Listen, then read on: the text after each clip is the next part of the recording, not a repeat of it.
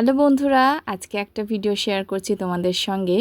সপ্তমীর ঠাকুর দেখার ভিডিও। সপ্তমীর দিন বেরিয়েছিলাম টালা প্রত্যয়ের ঠাকুর দেখতে। এখানে ছিল ভিআইপি পাস, সেই জন্য বেশিটা লাইনে দাঁড়াতে হয়নি। আগের বছর একটা ভুল করে ফেলেছিলাম, পাসটা যেই সামনে দেখে নিয়েছিল ছিঁড়ে ওরা একটা ছোট্ট টুকরো হাতে দিয়ে দেয়, সেই টুকরোটা আমরা ঢোকার আগেই ফেলে দিয়েছিলাম। সেই জন্য ঢোকার পরে ভীষণ অসুবিধা হয়েছিল। একজন কমিটির দাদা দেখলো যে ছোট বাচ্চা নিয়ে রয়েছি, সেই জন্য আবার উনি বলাতে আমাদের আবার এন্ট্রি করতে দিল। যাই হোক, এবছর আর সেই ভুলটা করিনি। এবছর কিন্তু পাসটা একদম রেখেই দিয়েছিলাম যতক্ষণ না মেন এন্ট্রিটা হচ্ছে।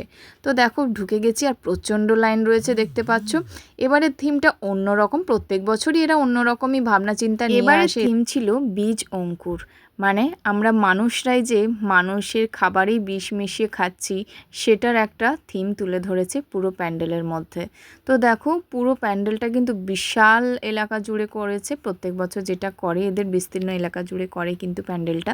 আর এখানে দেখো কতজন চাষি নিচে বসে রয়েছে, আর এই দিকে কিন্তু ঠাকুরটা রয়েছে সাইডে। তো একটা খামার টাইপের, মানে ধানের যে খামার হয় বা গ্রাম্য পরিবেশ যেটা হয়, সেটা কিন্তু তুলে ধরেছে এই পুরো প্যান্ডেলের থিমের মধ্যে।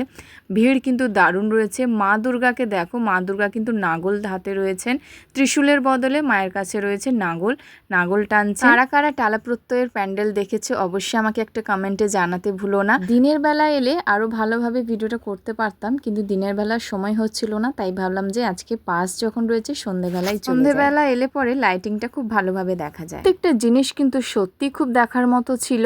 আর যেটা ভালো লাগছিল সব থেকে, যে লেখাগুলো, এক একটা লেখা যেগুলো রয়েছে সেগুলো কিন্তু না পড়লে পুরো প্যান্ডেলটা মিস করা হবে। কেমন লাগলো জানিও।